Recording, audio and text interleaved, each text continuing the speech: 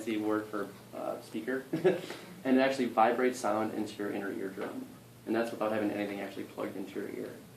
So when I get like a text message or an email, I'll hear a ping, and I don't have to answer right away with my phone. I'll have to be like, oh, 1 second, I have to stop the conversation or start doing things like that. And one of the personal examples I give is I went to my cousin's graduation. He graduated high school earlier this year, and everyone that was sitting there was, pulling out their cell phones, recording them walking down the aisle like this, like watching the ceremony through their cell phone rather than actually being in the moment watching the ceremony. Whereas I had my glass and I was just letting it record, not even paying attention to the display, just kind of watching it, just kind of being in the moment, which I think is really cool. And that's something that a lot of technology doesn't have available to it. So kind of getting into like how glass works, I have a couple different displays here. This is actually the shale color that I have here, and this is sky. There's 3 ways to interact with glass. There's a touchpad right here, so you can actually tap to swipe, and there's like this kind of like, best way to describe it, like a carousel that's around your head. So when I swipe forward, I move to another card where it has different information. I'll swipe forward again, I'll move to another card where it has more information. And then over here, there's actually a little circle, a little hole right there is actually a microphone.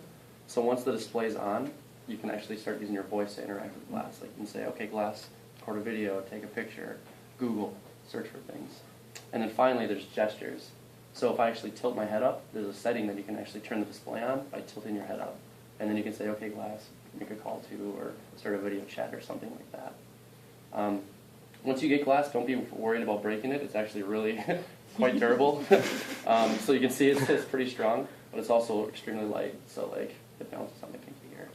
I believe it's about 47 grams. Is that what it's? 43 now. Ooh, see, it's getting less and less. I'm way behind the times here. Yeah, it's funny when we started, glass quite literally looked like 2 cell phones strapped to a scuba diving mask with wires going to a backpack. And this being Google, you would see people around campus wearing that. But as you can imagine, the general public, that's not, the direction we were trying to go. So all of that technology has been compressed into this, as you see it now, 43 grams.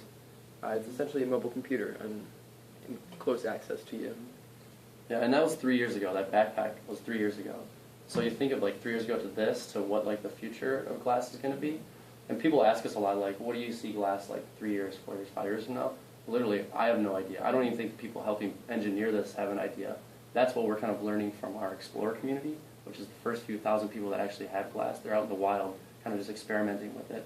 So the things we're learning from them, we're putting into future iterations of glass. So it's pretty exciting right now. But I think the best part to do, or best thing to do now is let you guys try it out. How's that sound? Cool? All right, cool.